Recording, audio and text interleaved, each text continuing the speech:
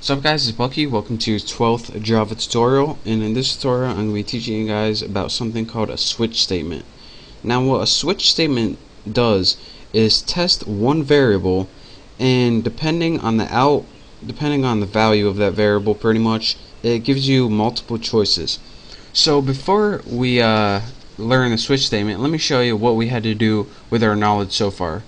Let's make like a program that tells you what kids do at a certain age. So say we have a program that has a variable called age, and the kid's age is 3 right now.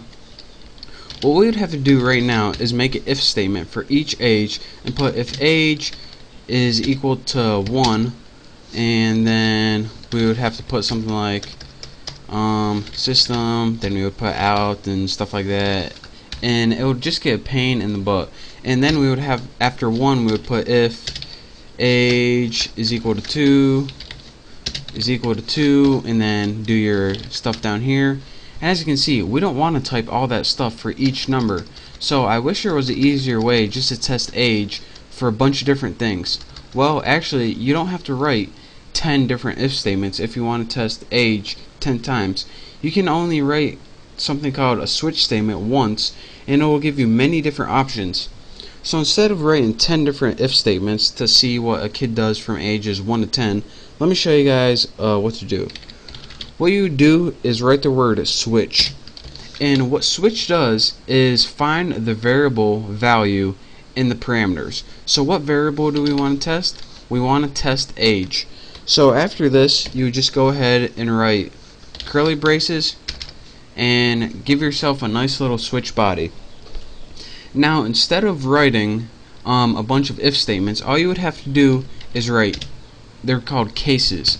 Now what case means is if the value of age is equal to 1, what do we want to do?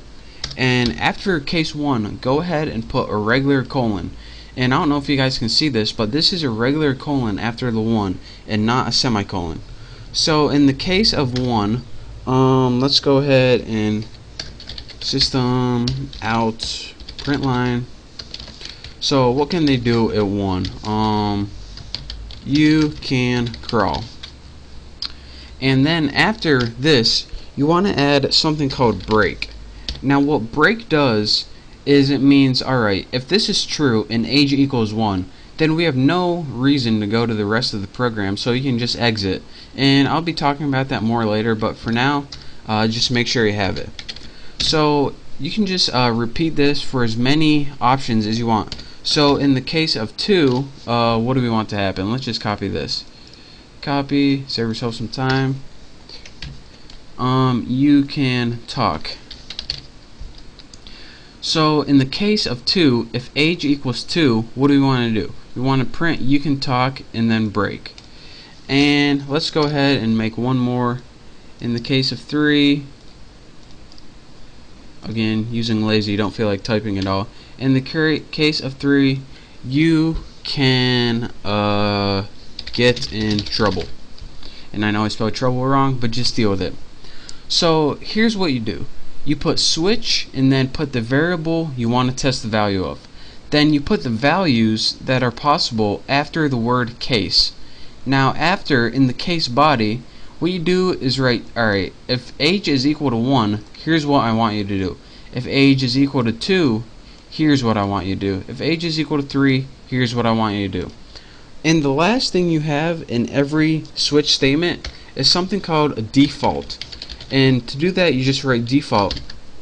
And what this does is if none of those values are true, it does a default statement. So let me scroll up a little bit so you can see. And again, you don't need a value for this like default 4, because it already knows, alright, if everything else is false, this is what you're going to do. So that's why you don't need a value. So let's go ahead and write, actually let me go ahead and copy this since I'm lazy. Copy. If default, let's go ahead and write, I don't know how old you are. I don't know how old you are. And of course we have a break at the end of this as well. If I can get it right. Break. So let's go ahead and run this with age equal to 3, and let me show you guys what it does. It outputs you can get in tolerable.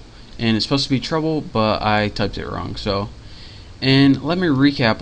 Well, let me show you guys what default does. So if age isn't equal to 1, 2, or 3, say age is equal to 7, and I run this, it says, I don't know how old you are.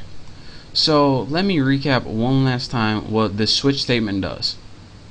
A switch statement takes the variable, whatever is in its condition, and tests it.